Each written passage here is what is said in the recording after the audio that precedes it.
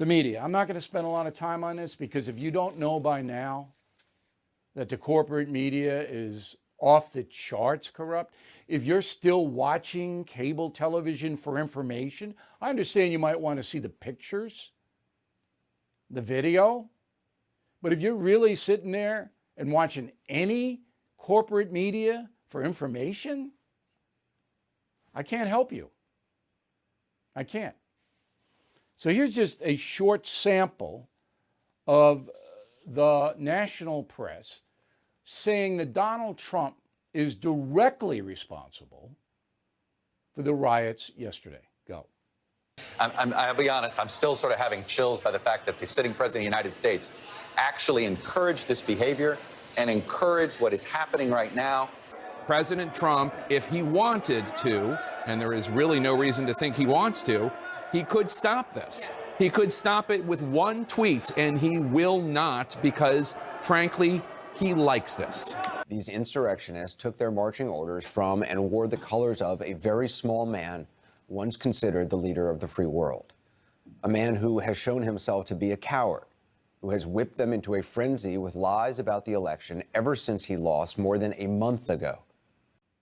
Okay, so Anderson Cooper has no interest in investigating what happened in the election, but anybody who does is lying, according to Mr. Cooper. According to Jake Tapper, President Trump enjoyed watching the Capitol building assaulted. How would Tapper know that? How? I mean, that's defamation per se, with malice.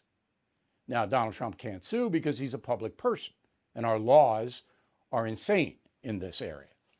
So we have, of course, a media that has hated Donald Trump from the beginning, and that hatred is a contagion, like COVID. So the hatred that the media has brought in its coverage of President Trump is now infected many of the supporters of Mr. Trump. They've caught the virus. And this is really wreaking havoc in this country. Not to be outdone, NBC News, which has now decided to play the race card all the time, not once in a while, all the time. Roll the tape. White Americans aren't afraid of the cops.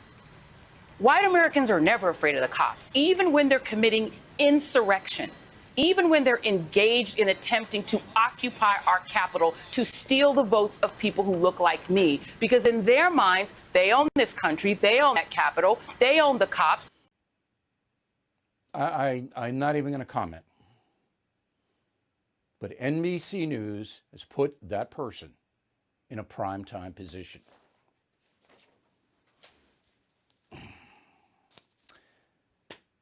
Social media.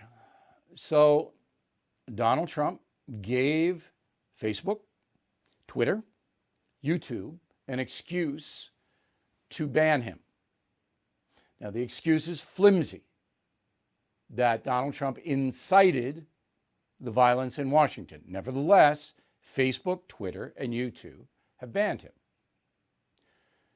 So, what does the president do? There are alternatives. Parler, I think, is one. But this is a pretty serious situation. So you have the three most powerful social media operations saying, that guy, even though he's president, we're not going to allow him to get his opinion or say anything any longer. Think about it. Think about it. Now, did Donald Trump incite the violence? No.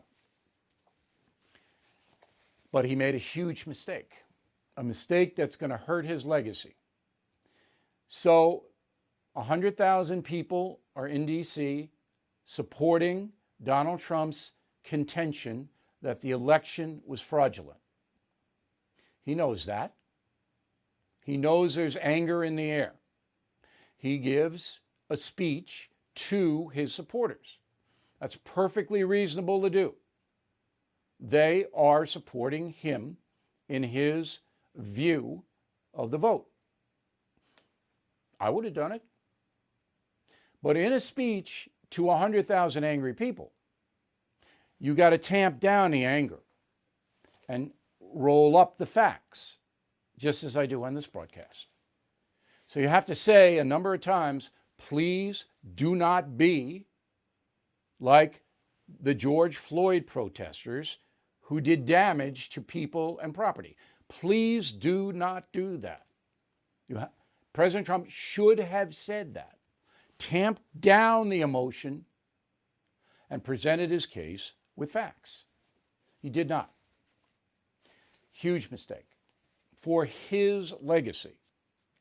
In fact, the irony of this is that the people who love Trump the most have hurt him the most by sieging that Capitol yesterday. Well, Joe Biden is going to be president, and we may be in for some economic uncertainty. That's why now more than ever, I recommend you diversify with gold and silver.